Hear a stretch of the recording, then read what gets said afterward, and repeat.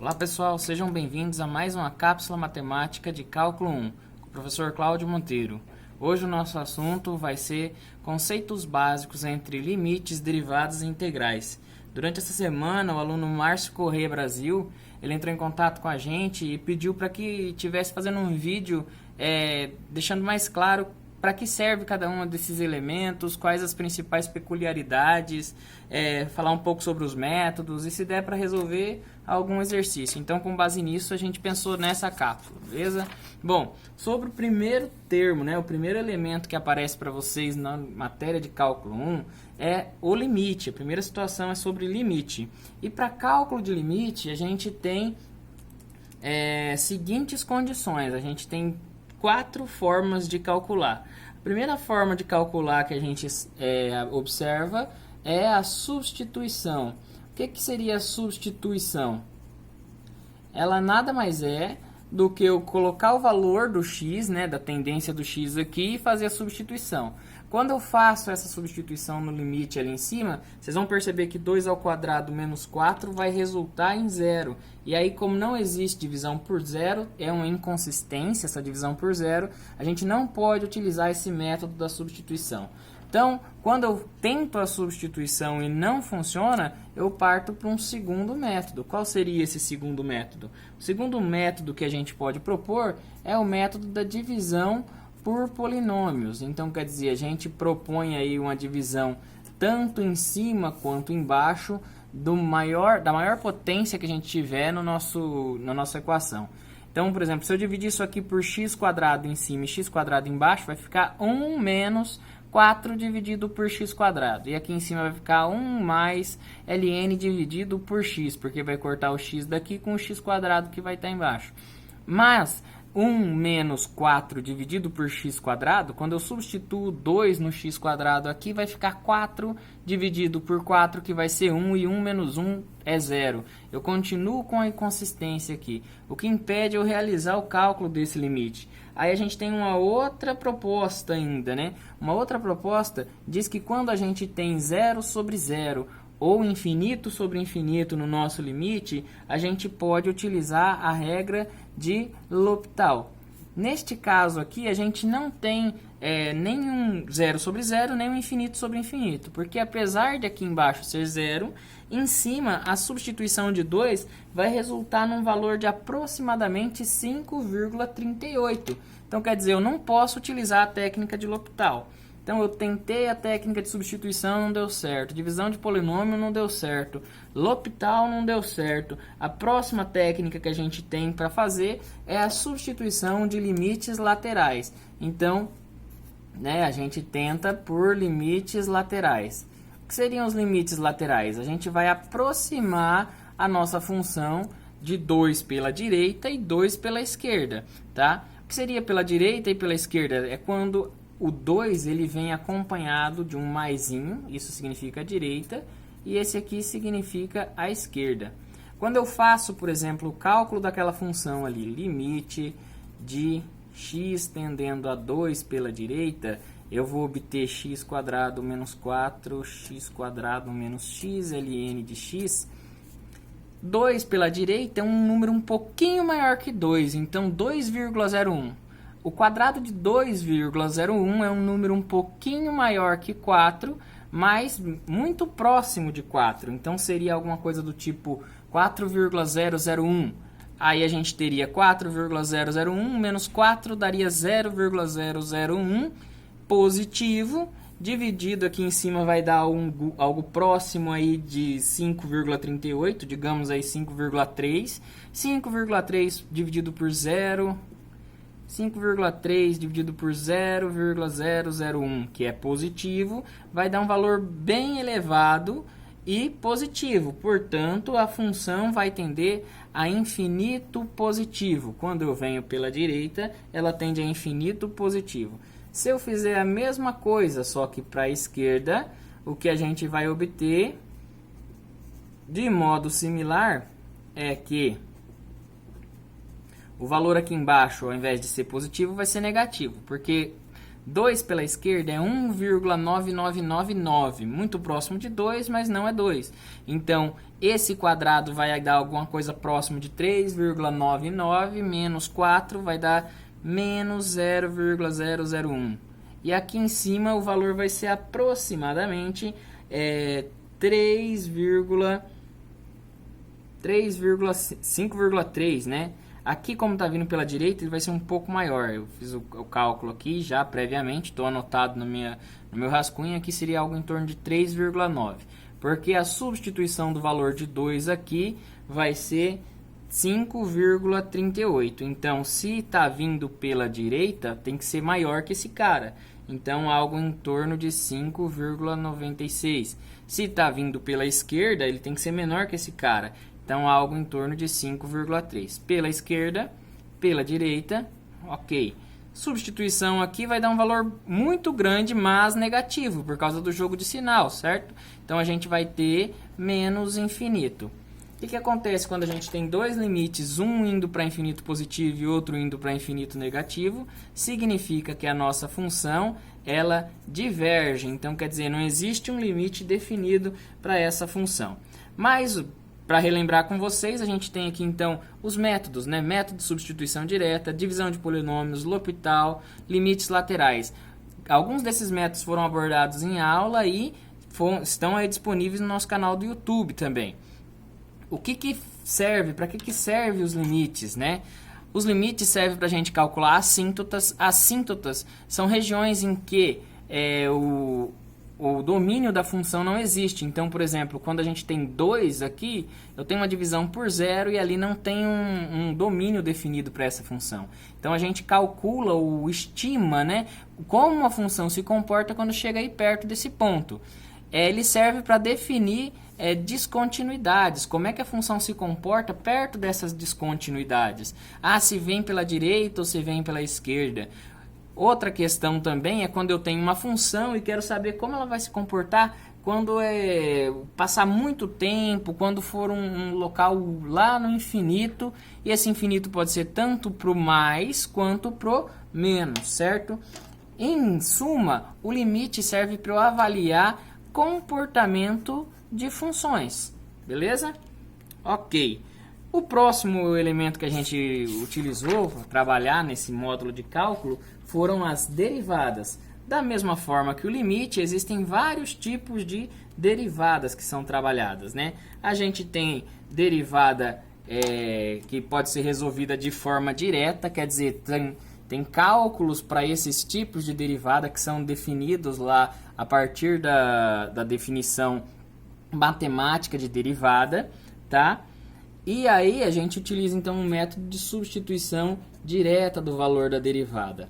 Aqui dentro existem também as derivadas trigonométricas, tá? Essas derivadas, tanto as trigonométricas quanto as substituições diretas, é comum você ter valor em tabela. Por exemplo, a derivada do ln de x, se eu quiser descobrir quem é a f' desse f de x aqui, a derivada do ln de x seria 1 sobre x. Já a derivada de 1 sobre x quadrado vai ser menos 2 sobre x ao cubo. É derivada de polinômio, tá? Vocês vão estudar isso aqui, né? Estão estudando, vocês vão relembrar esses tipos de conceito. Então, é uma derivada simples e direta. Mas nem sempre é fácil fazer a derivada como a gente fez aqui.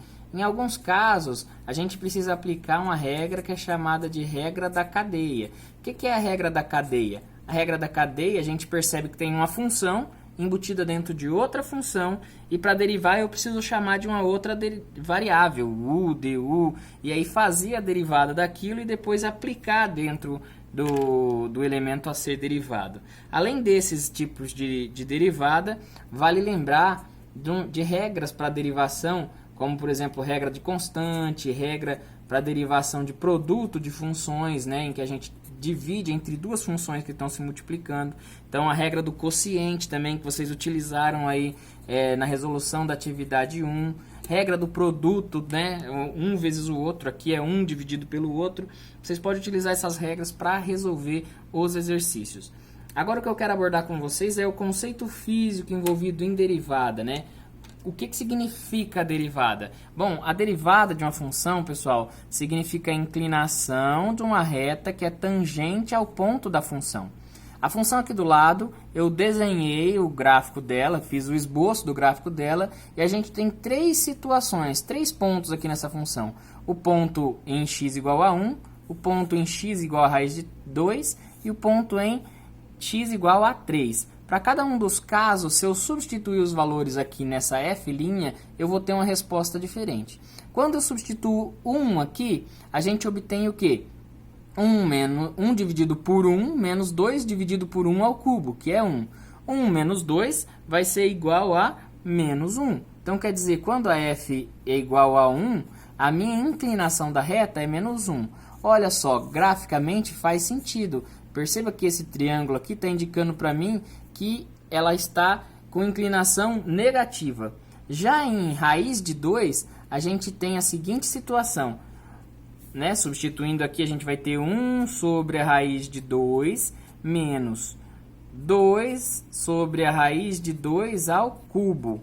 Esse raiz de 2 ao cubo eu posso cortar o quadrado que tem aqui, né? Que seria 2 vezes 1. Ficar com 2 raiz de 2. Tudo isso aqui é a mesma coisa que 2 raiz de 2. Então, 1 sobre a raiz de 2 menos 2 dividido por 2 raiz de 2. Cortei 2 com 2. 1 sobre a raiz de 2 menos 1 sobre a raiz de 2, que é o equivalente a 0. Qual o significado desse 0? O significado desse 0 é de que no ponto raiz de 2 passa uma linha em que não existe inclinação, né? Ela é uma linha com inclinação constante. O valor não muda com o x. Quando a gente fez esboço de gráfico, vocês perceberam que isso ocorre para quando se tem pontos de máximo e pontos de mínimo. Já quando eu aplicar o valor de f igual a 3, vocês podem fazer aí, vocês vão obter um valor da f' de 3, que é igual a 0,26. Tá? Quer dizer, um valor positivo, ou seja, ele converge com o que eu fiz o desenho aqui, ó. Em f' de 3, a gente tem uma linha que tem inclinação positiva, ou seja, isso aqui tem inclinação positiva, essa linha aqui, ela tem inclinação negativa. Por que negativa? Conforme o x aumenta, o y nessa linha diminui. Aqui, onde a inclinação é igual a 0, conforme o x aumenta, o meu valor de y é sempre constante. Já no caso do f' de 3, conforme o x aumenta, o meu valor de y aumenta, tá? Essa aqui é a descrição, né, para que a gente entenda. E aí, fisicamente, o que é a derivada? A derivada serve para a gente fazer estimativas de valor. Então, eu tenho uma função definida e eu gostaria de saber como ela vai se comportar daqui para frente. Com base nos dados que eu tenho coletado, eu faço a derivada e posso estimar o quanto ela está variando, se muito ou se pouco. Ela vai indicar para a gente tendências, né? No caso da atividade estudo 1 que vocês fizeram, indica uma tendência de crescimento, se está aumentando a quantidade de gente que a população está crescendo, diminuindo.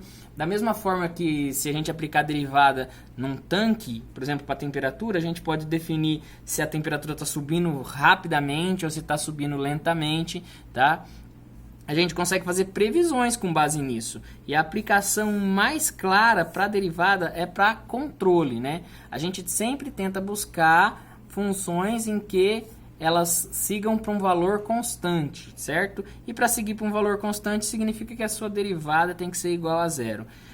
De modo mais geral, né? Significa a derivada que no ponto 3, a variação no arredor do ponto, em torno desse ponto, é igual a 0,26. Já no ponto raiz de 2, a variação nesse arredor vale 0. Tá? Então, derivada é a mesma coisa que variação. E para cada um dos pontos que eu quiser propor ou supor ali. Beleza? Ok, vamos então para o nosso terceiro elemento que foi estudado durante o nosso curso de cálculo, que é a integral. A integral, ela nada mais é do que a soma de intervalos, né? Então, dentro de uma função, numa determinada região, eu separo vários intervalos de área e vou somando. Quanto menor esse intervalo, mais próximo eu vou chegando da resposta, tá? Então, quanto eu faço esse intervalo tender a zero, né, a diferença entre o ponto 1 e o ponto 2 desse intervalo, eu vou chegar a um valor chamado de dx. Então, quando eu faço a integral, eu consigo definir qual é a área definida dentro desse intervalo.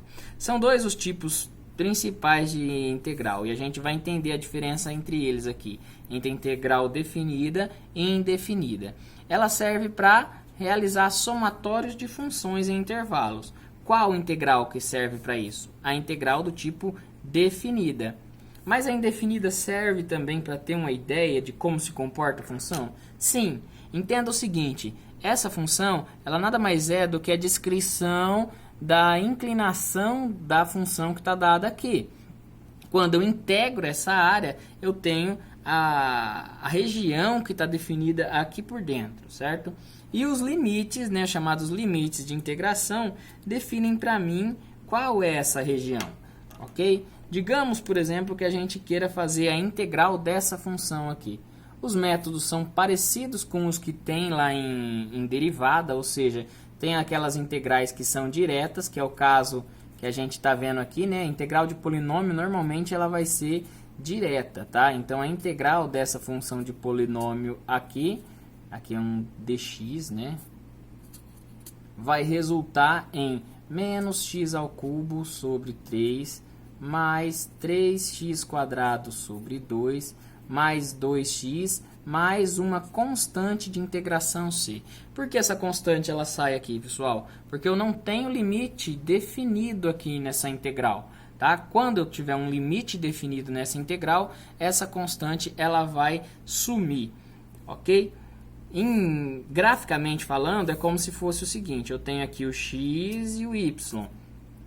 Quando essa constante for zero e eu for esboçar essa equação, já fiz, né, logicamente, antes de fazer esse vídeo, ela tem mais ou menos essa cara aqui. Isso aqui seria para o c igual a zero. Agora, se o meu c valesse 1, a tendência, as inclinações não vão mudar, porque são os mesmos valores aqui para o polinômio de x. Mas o que vai mudar? O intercepto aqui no eixo de y. Então, significa que ela vai transladar a função para cima. Isso aqui seria c igual a 1. E um outro exemplo, né, seria uma função em que passasse aqui, ó, nessa condição, em c igual a 2. Tá? Vale para negativo também, professor? Certamente, é o mesmo tipo de abordagem, beleza? Então, aqui embaixo, em c menos 1, eu tenho a mesma característica, mas para um valor de c igual a menos 1. Então, eu tenho uma família de curvas. No cálculo, a gente chama de família de curvas. Quando eu defino uma condição de contorno, eu estou indicando para a pessoa que está realizando a integral que eu estou falando dessa curva, ou dessa, ou dessa, ou dessa outra curva, certo? Então, quando eu faço a integral indefinida, eu estou dizendo assim, essa família de curvas. Quando eu defino uma condição de contorno, eu digo qual é a curva em específico que eu estou tratando, beleza? Além do método direto, né? Um método muito utilizado também aqui em integral e tem que estar vivo na mente de vocês, porque ele é essencial no cálculo 2, que a gente vai trabalhar ali na sequência do curso, é o método de substituição. Então, quer dizer, quando a gente trabalha com substituição aqui, a gente consegue fazer integrais. É a mesma ideia da derivada da cadeia, né? Da regra da cadeia. Eu vou pegar um termo, vou substituir e aí vou fazer a derivada. Vocês têm um vídeo aí no nosso canal, vocês podem assistir com mais tempo. Além do método de substituição, a gente tem também o método de integração por partes. Tá? Quando não dá para resolver a integral por método de substituição, a gente parte para o método de integração por partes. Professor, essa parte aqui desse método, ela não deu certo para fazer a integral e nem por integração por partes. Então, o que a gente busca? A gente busca, então, saber se não se trata de uma função que pode ser substituída por modelo trigonométrico, a chamada substituição trigonométrica.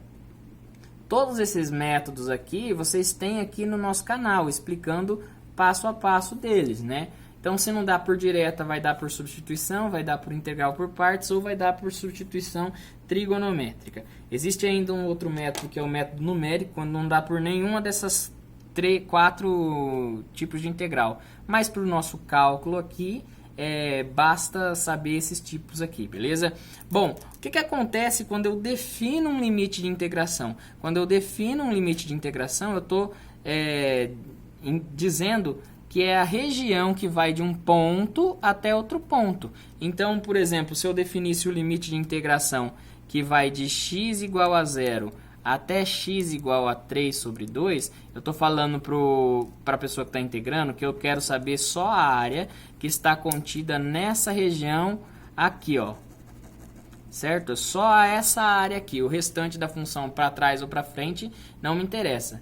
No mapa de vocês fizeram uma integral dessa, né, em que tinha a diferença entre duas funções e a área entre as duas funções, que quando partia de 0 e ia até 15, tá? É a mesma coisa aqui. Bom, realizando, por exemplo, essa integral, é só substituir nessa função aqui, ó, desprezar esse c, né? Eu fiz a indefinida e agora eu tenho o limite de integração de 0 a 3 sobre 2, é só substituir x igual a 0 e x igual a 3 sobre 2. Como finaliza em 3 sobre 2, o resultado de 3 sobre 2 menos o resultado de x igual a 0.